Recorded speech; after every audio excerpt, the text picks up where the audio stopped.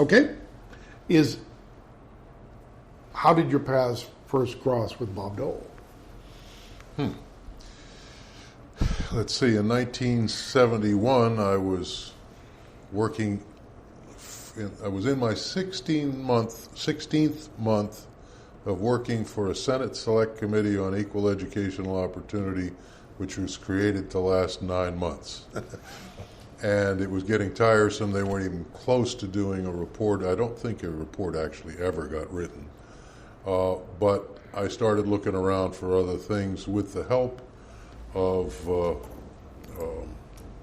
a number of folks in town, not least including family and friends of family. I ended up getting an opportunity to go from the Senate staff to the Republican National Committee, understudying the Lynn Nofziger, and the plan was to write speeches for the chairman, Bob Dole. Okay. So this would have been, I was during the Nixon. It was in the run-up to Nixon re-election. It was, okay. I believe I got to the RNC in October or November of 71.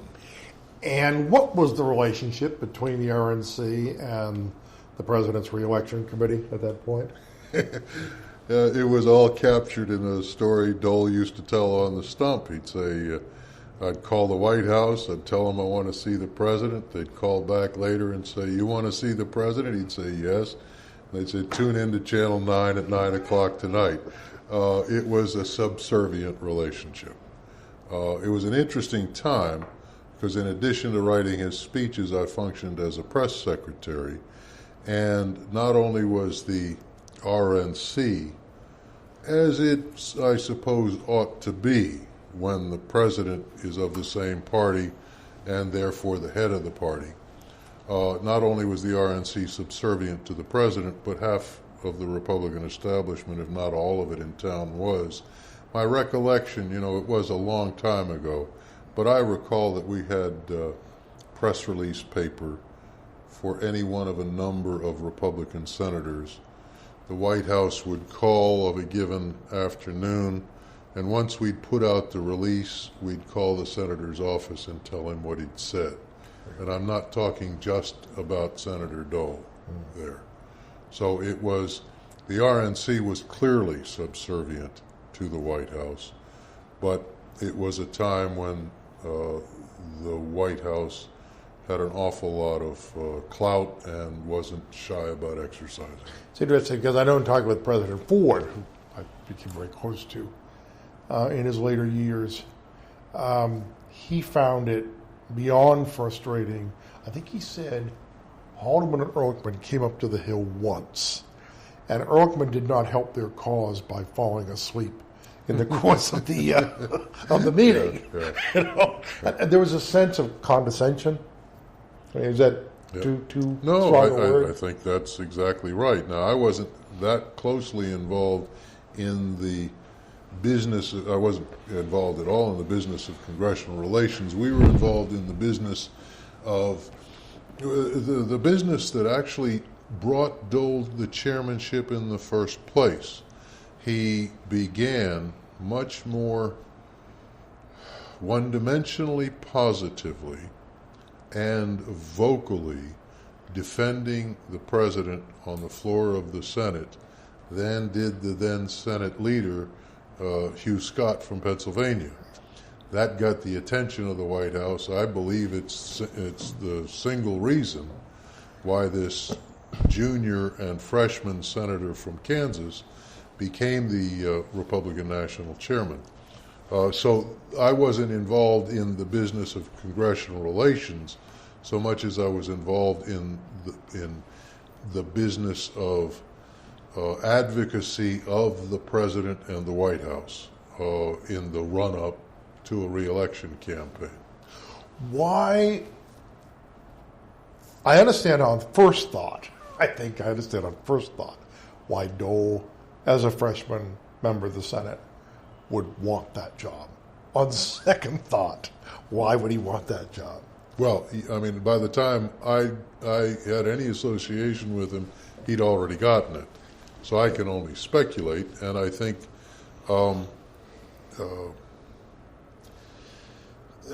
Rightly, he saw it as a stepping stone to bigger things. It was a first step in a succession of steps that he took that got him more and more in the leadership of the Senate and ultimately of the and of the party simultaneously. I think he was right about that. Did you have a sense at that point that he had a plan? That this was part of a plan? No, no. I remember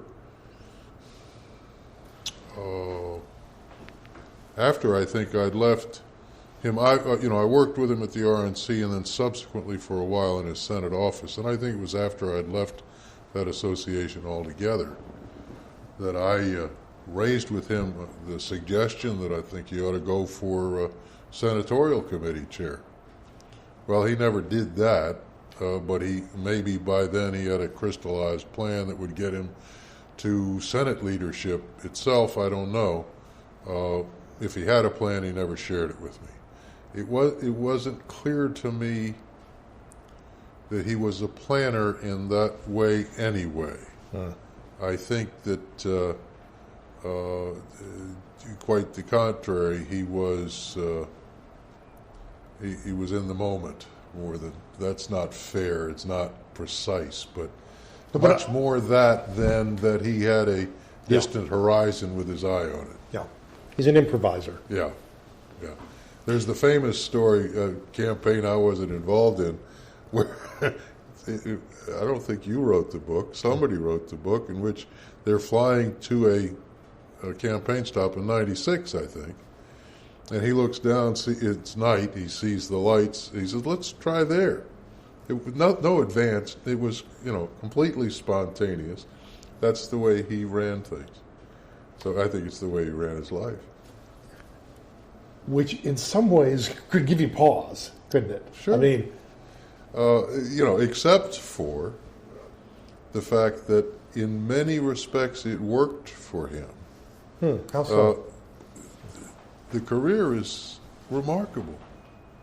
I mean, the career is truly remarkable, particularly given the odds against in the 40s. I mean, this is a man with a very keen mind. It's not a disciplined mind particularly, although he's a disciplined fellow. And it's not an intellectual's mind, but it's a very quick, facile mind. And determination, strength of character. I mean, the guy's got a lot going for him. How did the RNC function at that point? I mean, it seems to me back then, and I've heard him talk about it, there was at least a real desire on the part of a number of people, including himself, to try to diversify the party, to try to broaden its base and expand the tent and all that. I mean, how was that displayed in the sort of day-to-day activities of the committee, or his travels, or maybe you should explain what did I think a lot of people would be interested to know, what does a national party committee do at the latter part of the 20th century? Yeah, it wasn't, it was, understand about me that I was there in '72, the re-election campaign. I returned in '77 under Bill Brock, when 18% of Americans said they were Republicans after Watergate and all the rest of it. Yeah. So I've seen it at different junctures. In '72, it operated, I think, almost one-dimensionally as an adjunct to the White House, excuse me, and the presidential re-election campaign. By '77, when I got back there, it was a very different beast, not so much because the RNC itself had changed, structurally in any way, but because we were out of power. and it was possible for Bill Brock to be what Bob Dole could not be, truly the head of the Republican Party. Bob Dole could be an advocate for the head of the Republican Party, who was the President of the United States. Yeah. So it was a money raiser and a megaphone for the presidential messages. And I assume in some ways those messages could theoretically come into conflict with the messages of individual Republican candidates or even the House and the Senate committees. Absolutely. The discipline enforced by the White House was enforced precisely because that tendency inheres in an American political party, and they were determined to bottle it up as much as possible. A lot of people after the fact expressed frustration that Nixon seemed to be almost oblivious to, certainly unsupportive of efforts to dramatically increase Republican representation on the Hill. That it was in some ways, it was a selfish campaign. It was a lot of the critics at least thought it was all about running up his numbers without necessarily sharing some of the wealth with candidates down the ticket. Richard, I tell people that I grew up conservative and woke up one day in my 20s with mild surprise to find I was a Republican. And doesn't mean I'm any less conservative. I meant to offer you water and get some of my own. Yeah. Forgive me. No, that's fine. Maybe we should take. Yeah, sure. And so, part of becoming a Republican was being at the Victory Night Hotel, probably it was the Shoreham, election night 1972, and being personally ecstatic about the sweep of Nixon's win. And then encountering Dole, who was not morose, but he was far from ecstatic, precisely because it was the lonely victory you were just asking about. And he had hoped and worked to the extent he could to try to make it a Republican Party victory. It was a Richard Nixon presidential victory instead. That's fascinating. Had that, I assume, that didn't just blossom that evening. I mean, had there been this tension during the campaign? Was Not that he shared with me, but there must have been. I think clearly he was a party guy. There's no two ways about that. Even for all that he had been, staunch in his support for the president, he'd been staunch in his support not just for Richard Nixon as an individual, but for Richard Nixon as a Republican president. I apologize in advance. I know it's purely speculative, but it's always fascinated me. I mean, when you're around Dole at all, and you know about the history of the RNC and what happened afterwards and everything else, and yet I don't think it's too strong to say that Richard Nixon was almost his political father figure. I mean, I would go into his office in the later years, in Nixon's last years, and, he said, I heard from your pen pal. He'd open the drawer, and in would be all these handwritten letters from Nixon. I mean, there was something, it went beyond Dole's reverence for the presidency, which was also a real part of the package. But there was, I'd be fascinated to know, however speculative, your interpretation of that relationship. What was it, do you think, that sustained it and in some way strengthened it, notwithstanding the public humiliation that Dole experienced in the wake of 72? I don't know that I've got a lot. I mean, again, it's something that I could speculate about rather than know anything firsthand about. I will tell you that I have the distinct clear recollection of August 9th, 1974. I was then in Dole's Senate office, and he watched the proceedings, the helicopter off the lawn, all the televised farewell, quietly and alone, with the door closed to his private office. The rest of us were out in the outer offices watching it ourselves. He watched it alone. I think it was very affecting to him, but not just, and maybe not even then, primarily because of what you were talking about with respect to his respect for and admiration of Nixon. I think in part he was watching his whole political life flash in front of his eyes. That was supposed to be the reason he was going down in the ensuing election. There wasn't any two ways about it in terms of the common wisdom, and I think in terms of his own psychology at the time. He expected to lose, is my firm belief. The 74 race. Yes. Really? Yeah. I want to come back to that. Just go back to the RNC. What was he like to write speeches for? It was, first of all, I was young and had never done it before, so I didn't know that it was impossible. Vic Gold wrote a book once. I think the book was PR as in President. He starts a chapter saying, no man alive has ever written more than 3 speeches for Bob Dole. I've told him subsequently I'd written a couple hundred. I don't think he ever delivered a one, but I've written a couple of hundred, again, because I didn't know you couldn't do that. And why was it impossible? Just because you can't. I mean, there was one period when my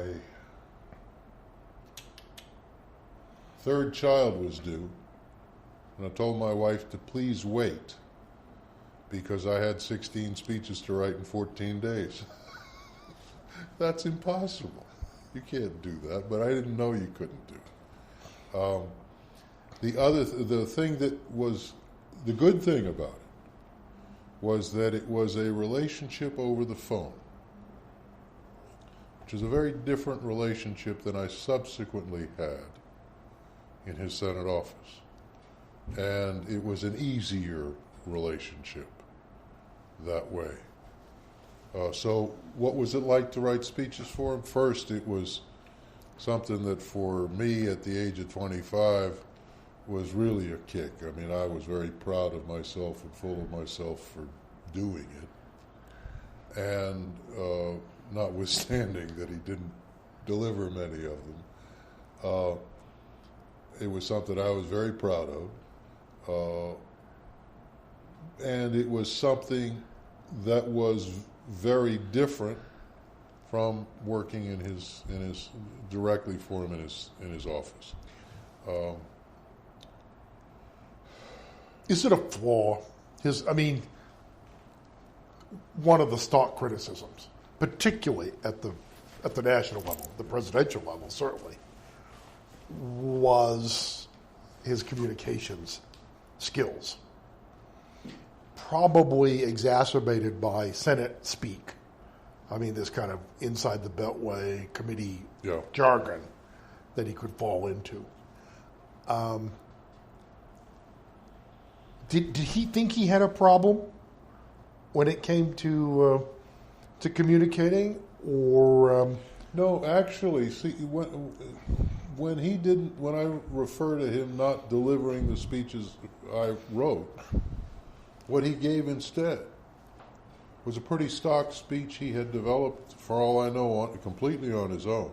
I heard it a couple of times before party crowds, and it was rather effective. It was good. He wasn't unable or inarticulate in that way at all, and at that time he was very good. But it was a speech he had become accustomed to delivering and had it down clearly and down pat.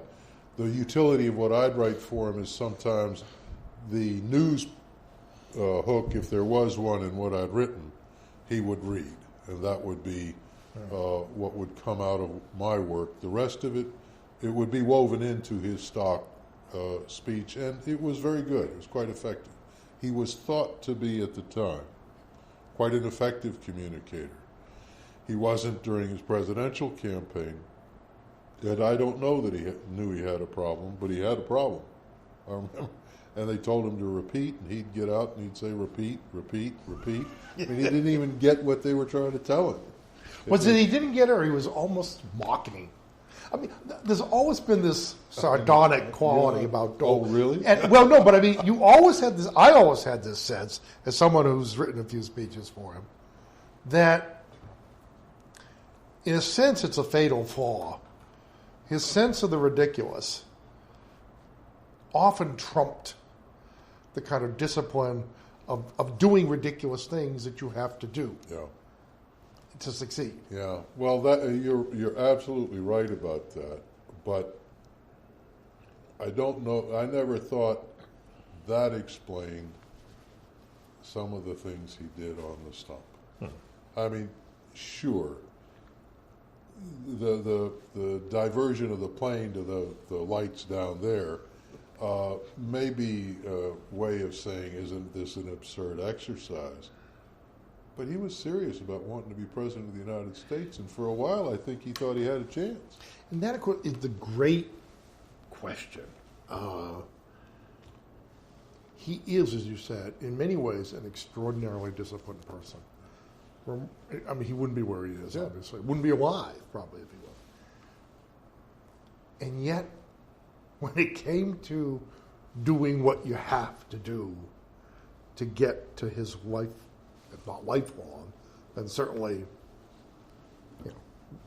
much of his life, ultimate goal, there's some discrepancy there. For all that he's disciplined and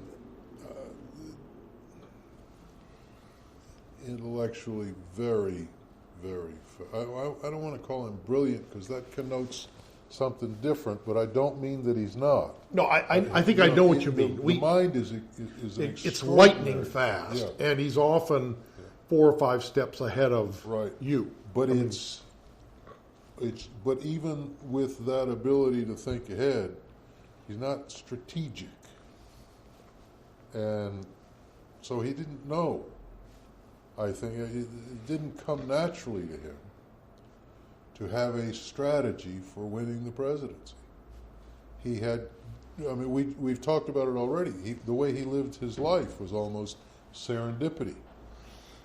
And it started with the absurd. I've always thought that when the Army put this kid from the plains of Kansas on skis in the Alps, they said, and he almost died because of it, he said to himself, there's an awful lot about life that makes no sense whatsoever. And so strategy didn't make sense. I mean, to set a long-term goal and tactics to achieve it when they might put you back on skis in the Alps, doesn't make sense. Yeah, well put. Before I forget, I have to ask you, I mean, do you remember where you were when you learned about the Watergate break-in? Or what are your recollections generally? That was his eternal line. Was he concerned? Oh, he came to be concerned. He used to say, as a joke, but I think he half believed it, that I've asked them, I've told them they've got to do this. He'd say this even in speeches. They've got to make a clean breast, or they've got to do this, that, or the other, whatever it was. And they tell me they've got it all covered, not to worry about it. And he would say it sardonically, but I think he believed that Colson or those people had thought it through and knew how they were going to figure it out. because he thought. Was it that he wanted to believe that, or do you think that he really believed it? I think that he did think that they had some of them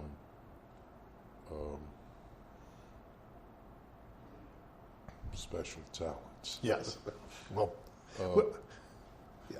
I mean, he has talked about, for example, that there were things that the White House would send down during the 72 campaign that he would not read, that he would not parrot. There were personal attacks on McGovern, and I think once he told me once about Mrs. Graham. You know that I remember him saying on one occasion, "Not going to say that, not going to do that. Don't even give it to me," and it was something that had come from the White House. I honestly don't remember what it was, but the recollection of that there was one occasion suggests to me that there were several. And was a lot of that coming out of Colson's shop? Yeah, but not all of it. There, you know, Ken Clausen, Colson, the whole 9 yards of the White House staff. Pat Buchanan would occasionally write stuff for Dole, you know, so it came from different sources. But I always thought of Colson as the prime mover in a lot of this. Tell me about the relationship of Dole and Lynn Nofziger. When they were in the same room together, you couldn't breathe. You were laughing so and it was a contest between them. And they had different styles, so you never were sure who actually won because they were both funny as a crutch. Yeah. I believe that it was just one-dimensionally a good, positive relationship, but it was, notwithstanding the relationship, an environment that Lynn just couldn't stand. He hired me to the RNC, and I think, again, it was late October, early November, and by the end of December, he was gone. He'd gone to California. Really? Yeah. And what? I mean, I've always thought of Lynn as a bit of a free spirit. Yeah, he was that. And, you know, he chafed under their orders, the White House orders, and I'm sure he disagreed, but I wasn't with him long enough to have ever had a conversation about it with their approach. I also wondered, too, because later, you know, jumping ahead to 76, when, you know, it's out there in the water supply somehow that Dole would be an acceptable vice presidential running mate to the Reagan people. Yep. Was that something that Lynn was pushing? Was it something that Dole was encouraging him to push? Where could it have come from? By then, I was gone from his office. I mean, we're talking 76. Yeah. I remember personally having conversations with 2 or 3 people about Dole as a Ford vice presidential candidate, one of whom was Bryce Harlow, and another was an AEI type who probably would have been close to Ford. But Ford as a Reagan possibility, I'm sorry. I miss in the sense that once Ford sorry. won the nomination. I misspoke. Dole as a Reagan possibility, I don't know anything about. No, I should have been clearer that once Ford had won the nomination and was had to pick a running mate, Right. and was going over all these names, and sort of Dole came into the picture fairly late in the discussion, and supposedly wrapped in this assurance that he would be acceptable to Governor Reagan and the Reagan people. Okay. And I'm wondering whether the win would have been the source of that, or might have been. I just don't know. Yeah. But what made Bryce Harlow such a legendary figure?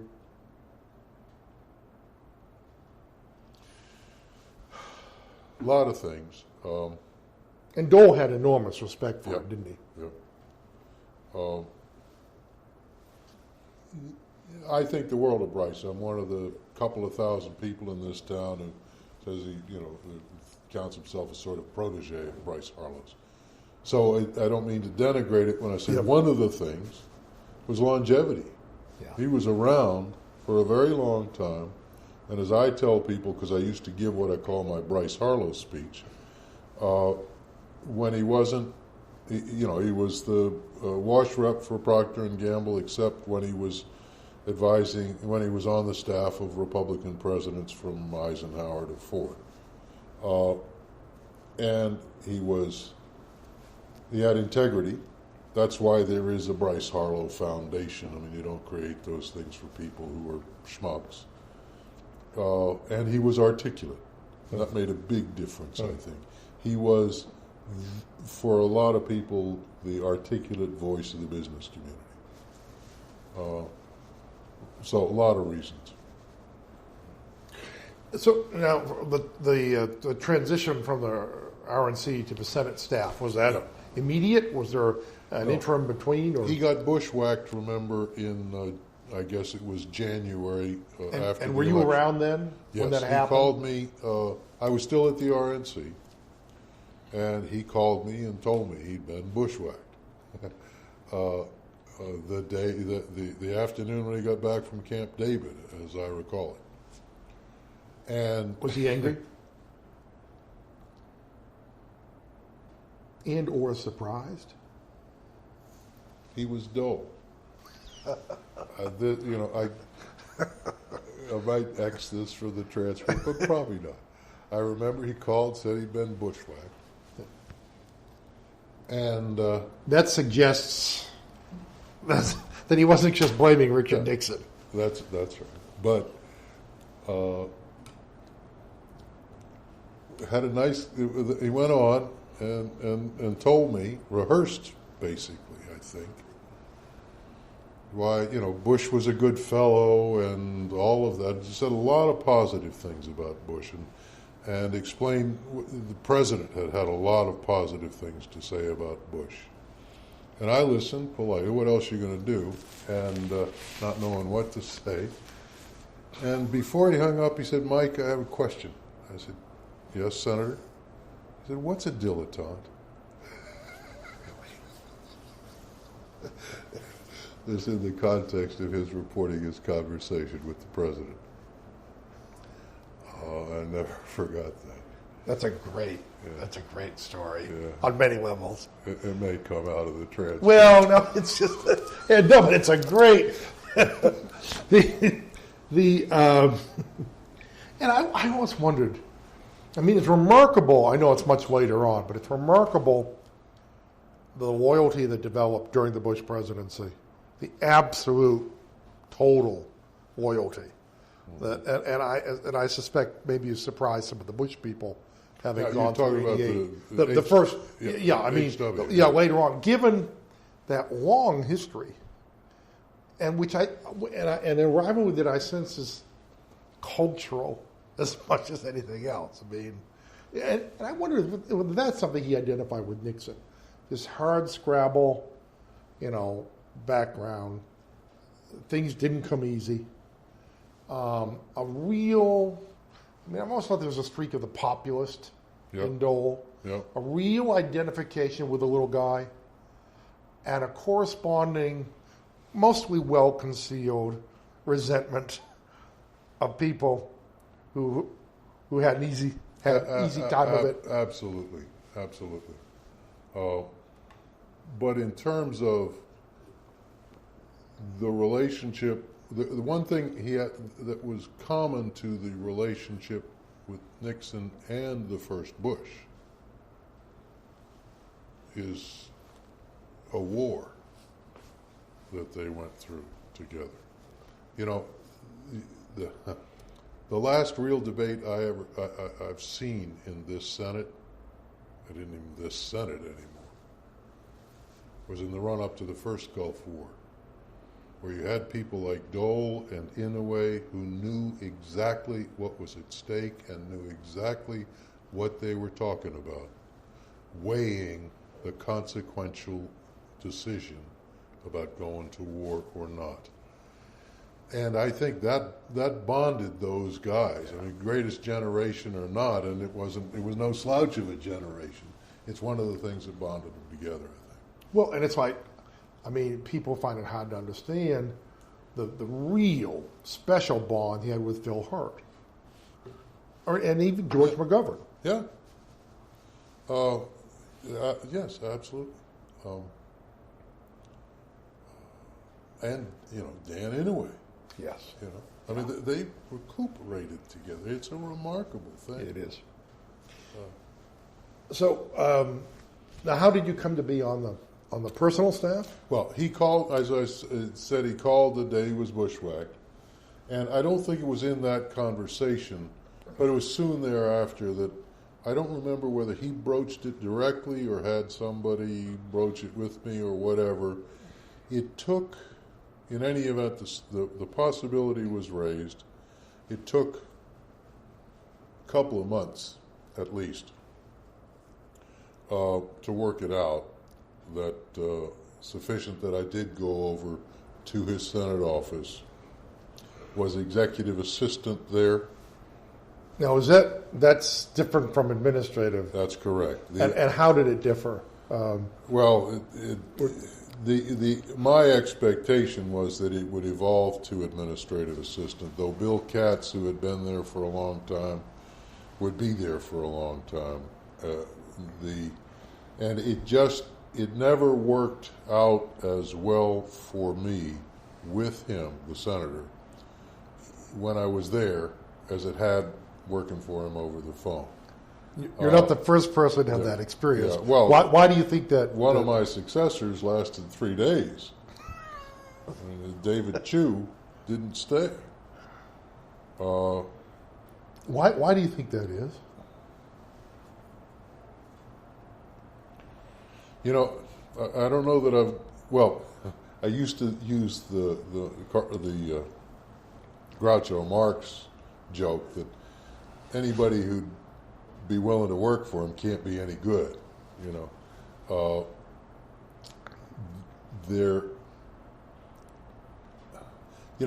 don't know why it was like that. Is it in part a disinclination to delegate, or a trust issue, or that side of Dole that's impossible to handle? No, handlers. No, but both words evoke not a reason, but a factor. He delegated a lot to Joanne Coe. And he trusted Joanne Coe. You're Ezra right, and it was a unique relationship. And why? What was it about that? I don't know. Yeah, never knew. But I think that somehow I failed to please Joanne, and that didn't stand me well with the senator. Well, you would be in extensive company if that's the case. Have you talked to Bill Wolford? Do you know Bill? No, we have not. Yeah. I certainly know the name. Bill took the job only on condition that she go elsewhere, and she went, I guess, to the Senate clerk's office. Really? Yeah. Boy, Dole must have really wanted him. He was a good, homespun, homegrown Kansan. Yeah. Wonderful, solid guy. Yeah, tell me about the people around Dole and what they reveal about Dole.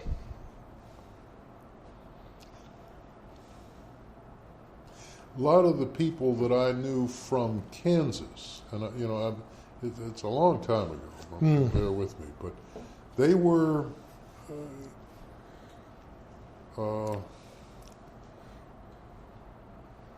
salt of the earth. I hate the word average, but they were average citizens rather than elitists or captains of industry or any of that stuff. Yeah. They were a lot of the people that he knew, if not growing up, I don't think it was that, but early in his adult life. and they remained friends. And he seemed, frankly, comfortable with them in a way that he wasn't always comfortable with others. Yeah. In his staff, one of the guys he seemed to rely on most, who was a reliable guy, was Bill Taggart. Bill got a lot of things done for Bob Dole. Bill understood what was, in many ways, most important to Bob Dole as a Kansas senator, which was agriculture, and he understood it very well. And Bill was, he's still one of the greats, but homespun, yeah. Nothing super sophisticated about Bill Taggart. Just a good fellow, very good fellow. Loyal, hardworking, reliable, somebody Dole trusted. I was just, I think you may have just answered my question, but the kinds of qualities I think Dole really was looking for, apart from expertise, Yep. but in terms of personal qualities, if he's going to give you his trust or his reliance. And he'd make that judgment sometimes in a snap. I'm told that he hired Betty, his receptionist, Betty Myers. Who became, at least in staff legend, sort of the Siamese twin to Joanne. Yeah, that's right. But the junior partner, decidedly. But I was told he hired her off the airplane. She was a flight attendant, stewardess they called him then. He came back one day and had hired Claude Alexander, who tragically died very recently. The reason he hired Claude, I don't know how he met him or how much time he spent with him, but he was impressed with the guy's qualities and the fact that as a one-legged Vietnam veteran, he was like himself. Nobody ever said this. Determined not to let it stop him. Typically, and the last time I saw Dole was at Claude's funeral. Claude, at my age, about 61, died because his chute didn't open. Didn't fully open. He was a skier. He was a para-skier in the Paralympics. That wasn't enough, so he started jumping out of planes. Dole, I'm sure, saw in that determination not to let the injury get him down a lot of himself. So that's the kind of stuff he looked for. Well, it was something sort of delicate. It may or may not survive. But this period also was, we now know, a difficult period for him personally. I mean, clearly on the home front with the marriage breaking up. Right. And then obviously subsequently meeting Elizabeth and all. Did you sense that? I mean, I don't mean the details, but I mean, did he bring any of that into the workplace? It must have been a certain amount of unhappiness or when disarray in his life. When I got to his, I was pretty much oblivious to it while still at the RNC. When I got to his Senate office, I think the separation, if not the divorce, had been effected. It was 74. I was aware that he was dating some,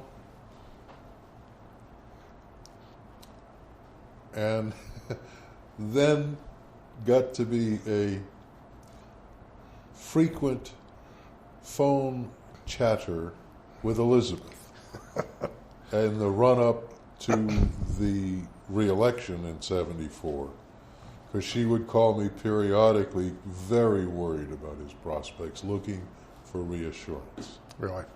Parenthetically, that campaign was against Bill Roy, who billed himself as 1 in a million. You know that? No. I mean, Roy was, he said, there were only 200 people in the country who had both a law and a medical degree. He being one of them, in a population of 200 million, that made him 1 in a million. I am one in a million as well, because there aren't that many people in this country who've worked for both Bob and Elizabeth. But I first met Elizabeth over the phone when they were dating and she was concerned, but I ended my Labor Department experience during the first year of Elizabeth's tenure as Secretary of Labor. Was there a perception, apart from Elizabeth, but was there a perception all in that run up to 74, when he was as concerned as he was, that the divorce was an issue? Was that at all contributing to their concern about his reelection prospects? I don't remember it as such. There were clearly other real hot-button issues that were factors.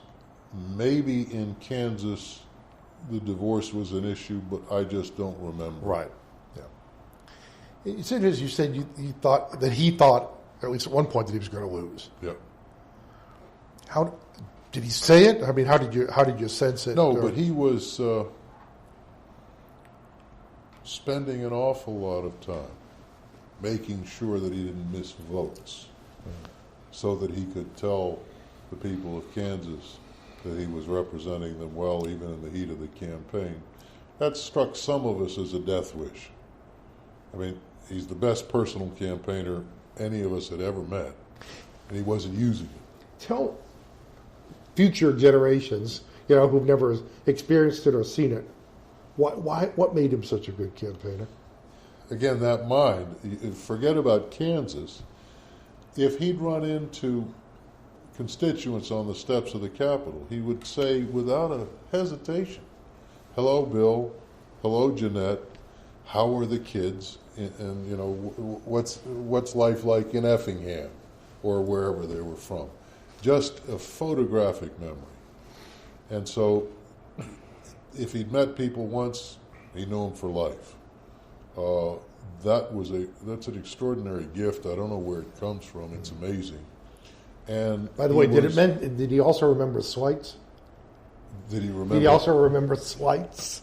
I mean, a memory can be a double-edged sword. Yeah. Well, I used to joke that people would say, "Oh, it must be great working for him. He's so funny."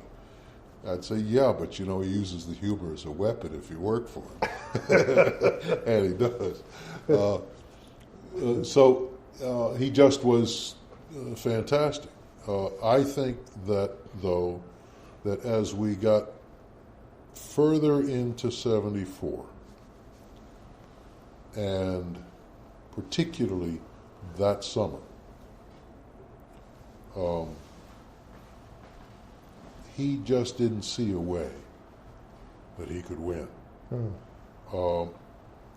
Was Roy seen as a particularly formidable, or is it just the national climate? Only given that climate. He was seen as a very serious, liberal, but thoughtful House member, represented Topeka well, and very ambitious and hungry for the job. In a year that was sure to be a Democratic year. In fact, it was. There was a piece, I think it was the last weekend in September of 74, Lou Cannon, front page of the Post. Gravamen of the story was that not only was it going to be a Democratic year in the Senate races, but Bob Dole would be the anchor man of the Republican class, meaning he would be down lower than all the rest, because the campaign being run against him was either he knew or he should have known about Watergate. He was RNC chairman after all. And he couldn't break out of that for the longest while. And the polls were not going well for him. And he had a famous, in that summer, before August, a debate at the Hutchinson State Fair. I think it's Hutchinson where the state fair is held. And Roy had insisted, persistently demanded a debate. Dole was on defense the whole time. I mean, I remember, parenthetically, different from this, an event, I can't remember what occasioned it, but Dole's forces had planned some kind of demonstration in a Kansas town. And the Roy forces complained that was going to disrupt their long-planned event. Dole ordered his event canceled. I went in to see him and said, shall we make Pendergrast the manager of your campaign? Paul Pendergrast had been Roy's chief of staff. I said, if they're going to determine our behavior, how are you going to win? So it didn't look like he thought he could win or even was fighting to win. Back to the debate. Finally, Roy boxed him in so that it was impossible to say no. Roy said, you're the expert on agriculture. We'll have a debate just about agriculture. We'll do it at the state fair. And the rules will be classic, no moderator. We'll just get into the ring together. I'll ask you questions, you ask me questions. And it's all on your turf, agriculture. Dole said, sold. He asked for, I was not involved in that debate preparation, but he asked for and demanded and got an exhaustive encyclopedic briefing book on, quotes, everything he'd ever done for farmers in Kansas. And he studied it in the run-up to the debate. And 2 minutes before they got into the ring, and it was a statewide radio hookup, Dole turned to this same Bill Wolford and said, you know, at this moment, even though I studied that book, I can't think of a single thing I've ever done for Kansas farmers. He'd over-prepared. Not only that, but when they flipped the coin, Dole elected to receive. He elected to kick off. Now, it's irrelevant. The point is, the rules called for each candidate in alternating fashion to ask the other a question, 7 questions each. While they'd given him the encyclopedic briefing book, no one had given him 7 questions to ask. It was agony to listen in as I did on a phone hookup. So much so that finally Dole said, and he got nationwide news for this, he said to Roy, is it true that as an obstetrician gynecologist you performed abortions? This was less than 2 years after Roe v. Wade. It looked like it was over at that point. Not because abortion wasn't a winning issue for Dole. I thought it was. I believe it was. I believe I had something to do with it, in fact. But that ham-handed way of dealing with it was an indicator of his desperation and the ill-preparedness of him for the debate. Now, that would be clear to people like us. What was the press coverage of that debate? They thought he was nasty. It was a very nasty question, put from a guy who had earned his reputation as a hatchet man defending Nixon. They were sure he was nasty. But you know, the other thing is fascinating. I've never heard this. When you talk about him being over-prepared, it goes a long way toward explaining what some people thought was a cavalier attitude toward later debates, including, of course, the vice presidential debate in 76. Yeah. Now, there was a turnaround, and this is all very self-serving, but it's on tape, so I got to do what I can. The turnaround came later. That was, if I recall it correctly, it was July, probably, State Fair. Maybe it was August. But I think it was pre-Nixon resignation. I'm just not sure. That's irrelevant. Around that same time being the appearance of the Lou Cannon piece, it may have been the Sunday before the Lou Cannon piece appeared in the Post. He had his second joint appearance with Bill Roy, and it was on, I think it was Face the Nation. It was a network Sunday talk show, and I briefed him for that one. I gave him half a page memo, and it was no more than half a page.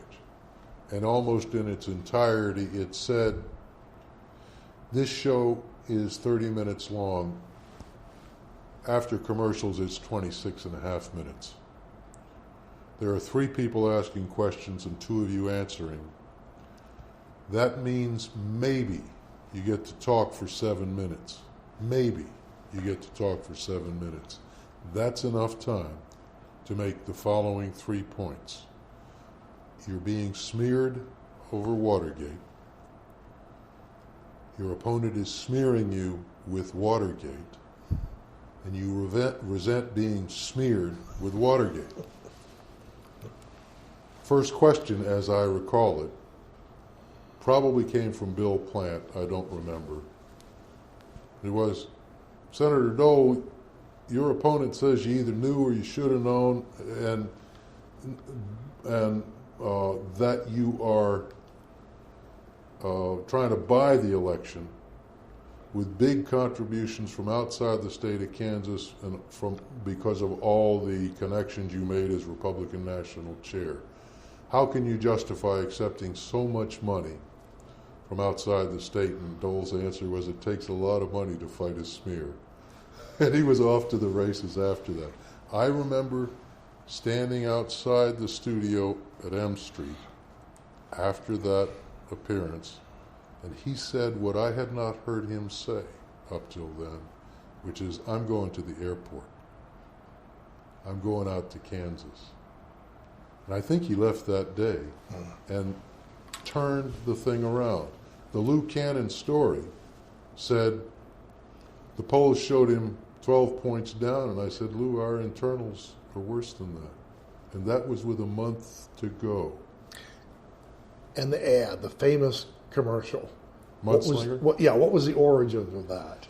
Well, that was, Taggart was involved in that, and Dave Owen. I wish I could claim the credit, and maybe I can, but I don't remember it. I won't eschew the credit if it's given to me. But I wasn't involved in the production of the thing. Maybe I had something to do with the concept, but I always thought that the fellow who went on to become lieutenant governor, Dave Owen, and Bill Taggart had more to do with it, and perhaps also Bill Wolford, but I'm not sure, honestly. It's a great commercial, though. Could you sense a change in the political climate as a result? Immediately, I could only sense the change. It was more than sense. I could see the change. I mean, it was like the veil had been lifted from the guy, because he had been on defense most of the year. He with the help of 3 reporters on that show, so thoroughly wiped up the floor with his opponent for the first time in months, if not during the whole campaign. He was energized in a way I hadn't seen him during that whole campaign. And we'll backtrack a little bit. How bad was the pardon in terms of contributing to this? It was very bad. I mean, I don't know, it was very bad. But the whole thing was very bad. And you talked about his attitude towards Nixon, but you know the famous quote when he was asked, earlier in the year, maybe in the spring, would you like the president to come out to Kansas? He said, well, he could fly over if he'd like. So I mean, it was just went from bad to worse, and so that show, Face the Nation, if that's what it was, and I believe it was, although I used to tell people I thought it was Issues and Answers, I'm sure it was CBS. That was his first reminder of how good it feels to win. And he won, with a first-round knockout. Do you think at the end of the campaign he expected to win? No, I mean I think he was hopeful. I was there in the and there he was so nervous that there is probably CBS has got this. Have you heard of this? The election night coverage is going on, and Dan Rather, Cronkite is still supervising it as I recall. Dan Rather has the Midwest desk. And just as the camera goes to Rather, and Cronkite is saying whatever he's saying about report to us on the votes, Rather, with I guess he has headphones on, I don't know, he says, Walter, can I get back to you? I have Senator Dole on the line, and he wants to know if he won. Does that sound like Dole? Yes. He was so impatient with how slow the returns were coming in that he called Rather again. He did have this view that there were certain magic people. People in the White House fit that bill. Dan Rather on election night, sitting atop all of CBS's resources, fit that bill. So I don't think he wasn't at all sure how it would turn out, and he wasn't at all sure. I can tell you that he liked the part in the campaign that this issue of abortion had played. He didn't like that at all. He was ambivalent at the time. Maybe ambivalent's not the word. I mean, yeah. he wasn't happy. He just didn't like it. With what it took to win. Yeah, and he didn't use it much. I'm sure, and there are a lot of people who thought it was inconsequential. Remember that he won by less than a half a percentage point. I remember checking at the time. I don't know that it would be reconstructible. It's irrelevant. But there were precincts around Wichita. Belle Plains is the name of a town that sticks out in my mind, where, as an example, the vote, it was heavily Catholic areas, and the vote went as heavily Democrat for governor as it went Republican for Senate. Yeah. And there's only one reason for that. And I probably wasn't the only one who worked that issue some. For me, it was easy. I believed in it. But I also believed, politically, when everybody was unsure what the impact would be, that every vote it would win for Dole would be 2 votes because it would be denying a Democratic vote to Roy. And I think that's the way it turned out. And in an election that was that razor thin, which is back to your question, is why he couldn't have been sure he was going to win. It was that close. And he had been, Luke Cannon wasn't wrong. Right. 4 weeks before, he was 12 points down or more. What do you think a near-death experience like that does? I mean, does it make him even more attentive to the home state? Because clearly, unlikely as it may be, that's really the beginning of Dole's national career. Right. Understand, to be personally reminiscent about all that, I don't think the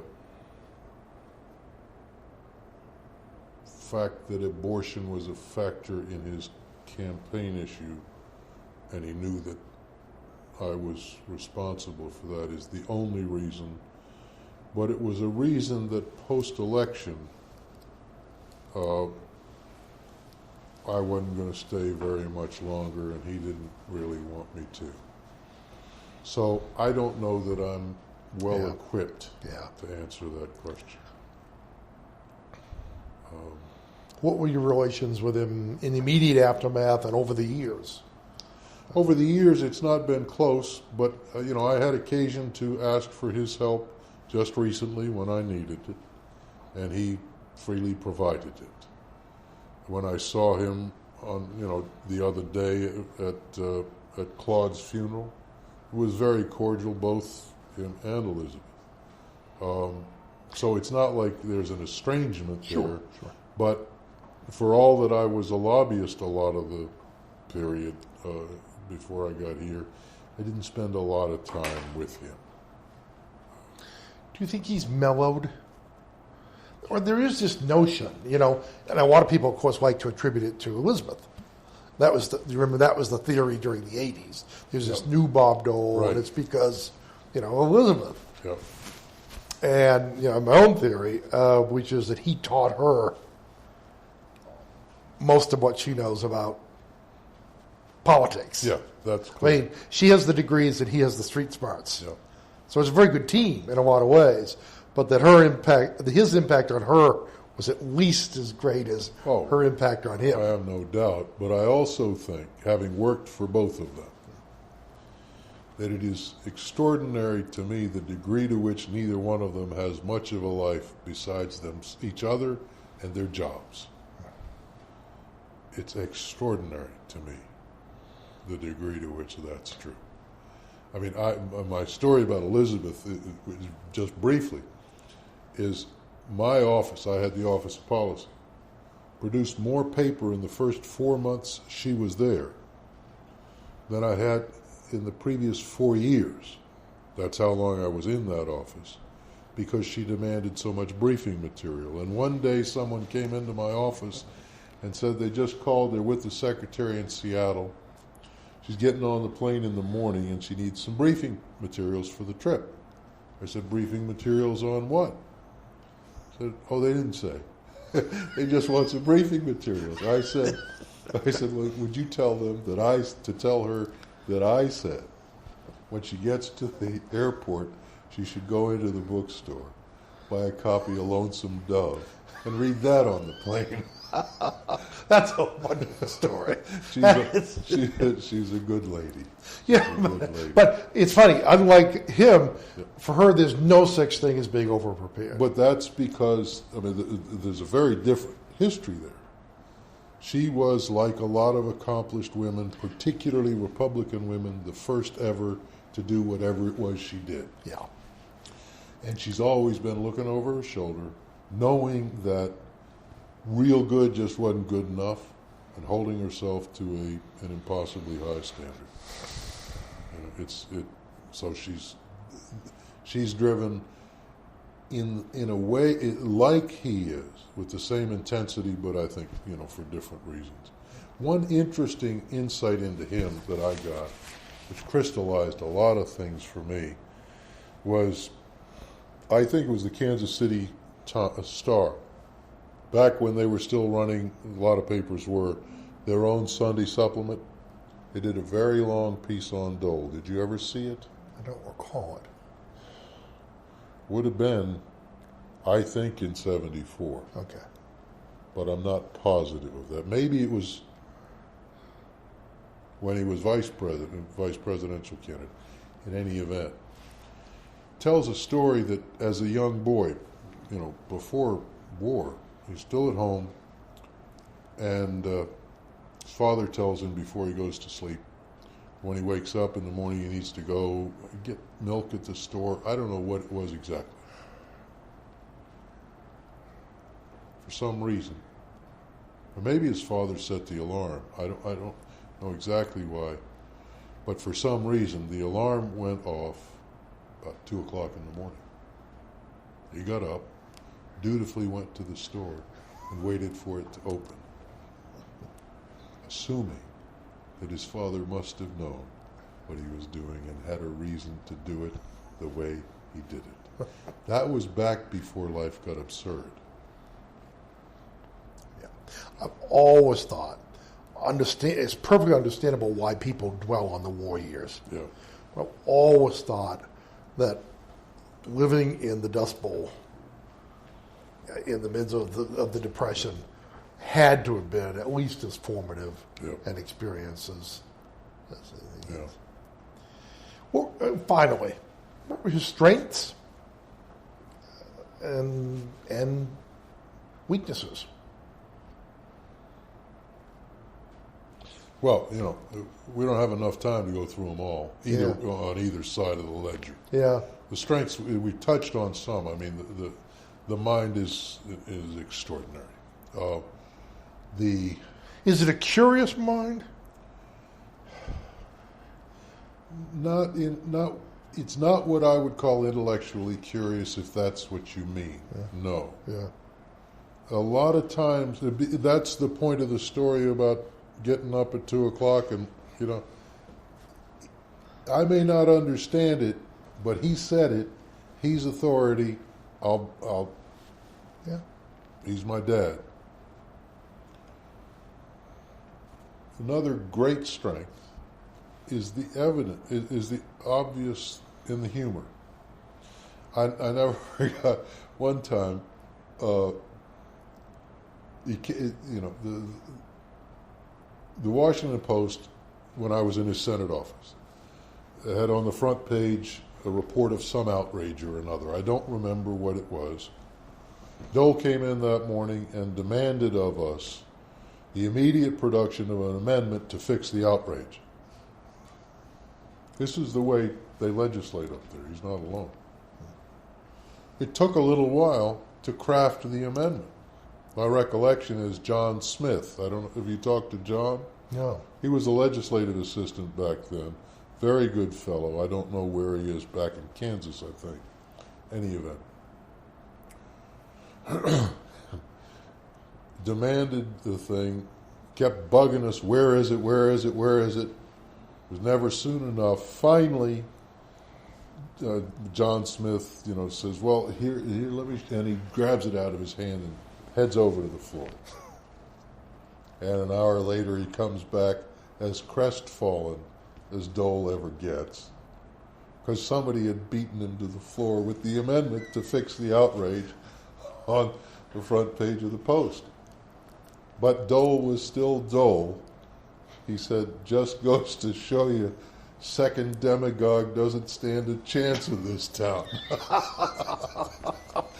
So that's one of his strengths. It's a great strength. And humor, a sense of humor, is in fact a sense of perspective. Yes, exactly. Yeah. Weakness, the way he treated people, the way he treated people who were working hard to do well by him. The staff, the steamroller over staff, real tough and hard to defend.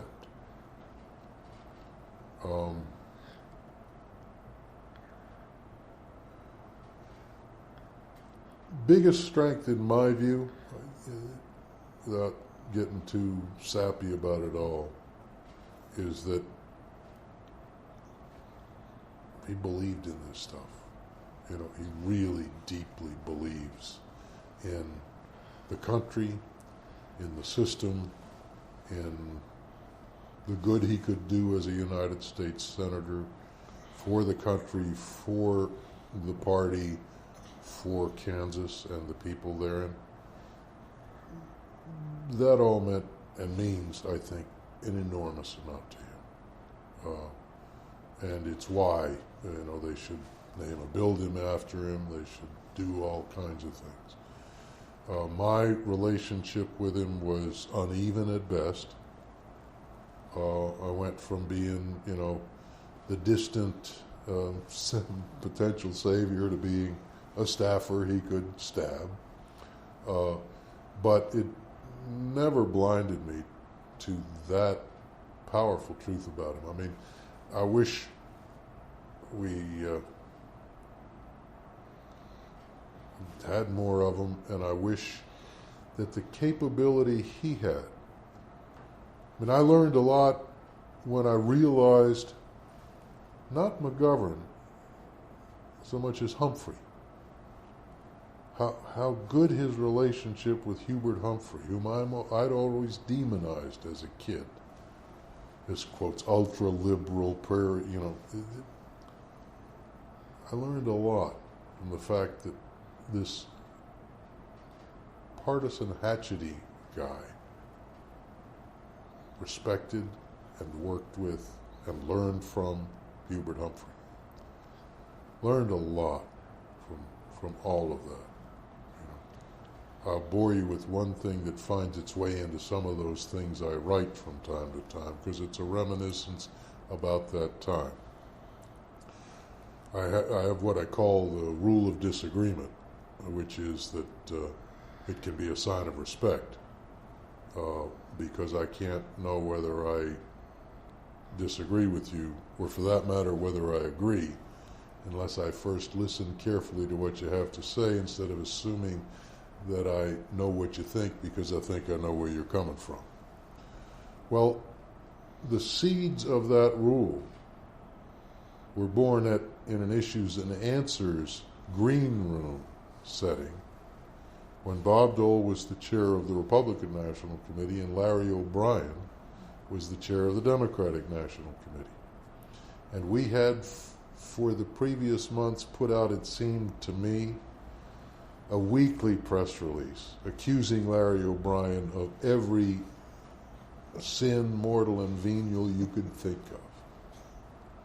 And I had convinced myself, having written some of this stuff myself, that it was true, and that Larry O'Brien was a really bad guy. 15 seconds after he got into the green room, I realized that I really liked Larry O'Brien, and he wasn't such a bad guy after all. In fact, he was a very good guy. That's what Dole realized with, it's not like I learned it directly from him, but I learned it from being with him in a number of different episodes. He understood that in a way that this town doesn't understand it now at all. I was 25 when I learned that lesson. People 2 and 3 times that old evidently haven't learned it yet. It's really... Can't tell you how many times I've heard him say, referring to the Senate, but obviously more generally this town, this isn't a place to hold grudges. But it is now. It is now. We used to hold these truths. Now we hold grudges. I mean, it is... Is it as bad as you've ever seen it? Yeah.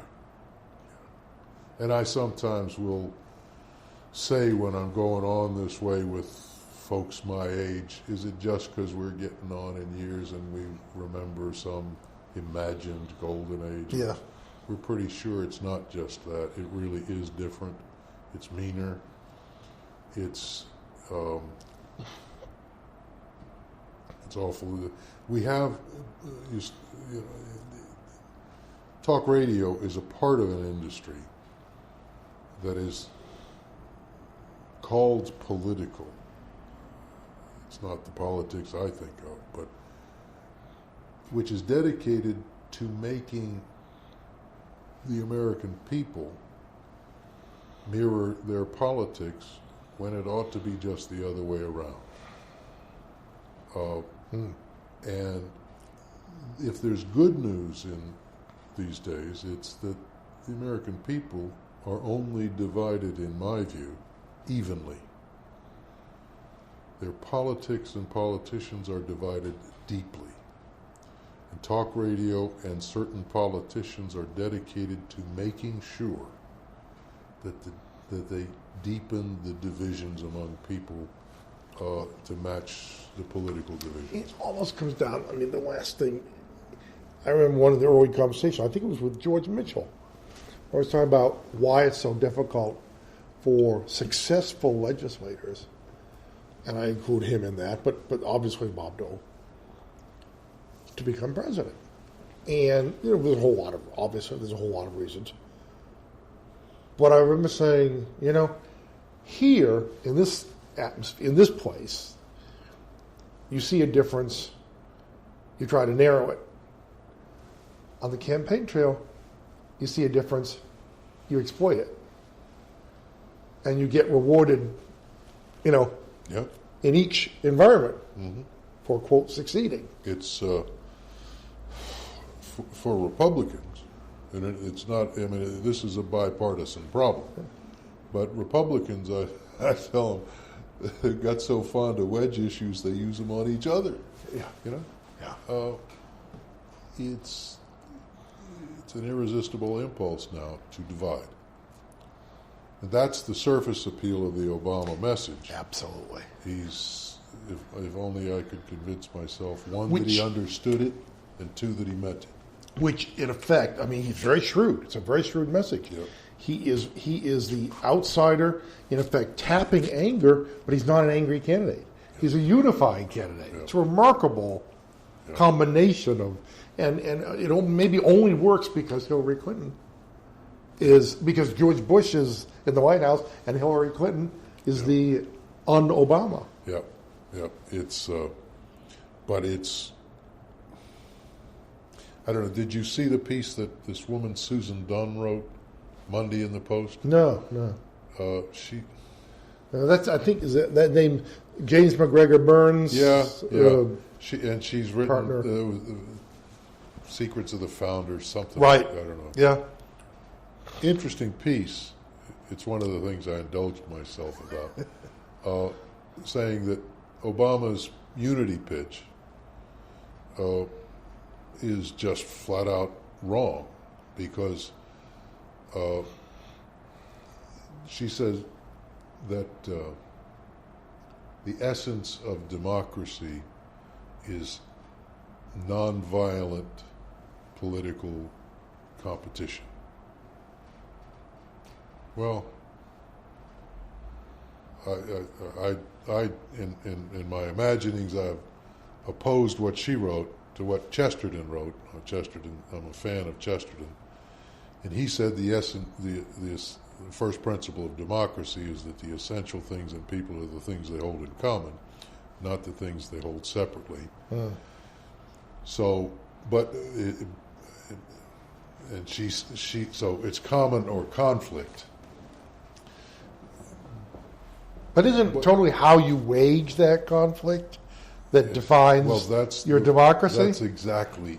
It's how you deal with the differences. The point I try to make, and the point I've tried to write, which is exactly that. The issue in the case of Obama, and I'm not really writing about Obama in this, it's not whether he can do what he sets out to do, it's whether he even means it in the first place. But more important than sweetness and light and harmoniousness is, do we live by the rule of disagreement? Are we serious? I mean, Moynihan said about what passes for debate in this country, he said, you're either serious about something or you're serious about something else. Well, but it is interesting. I mean, it is such a remarkable confluence of events. That I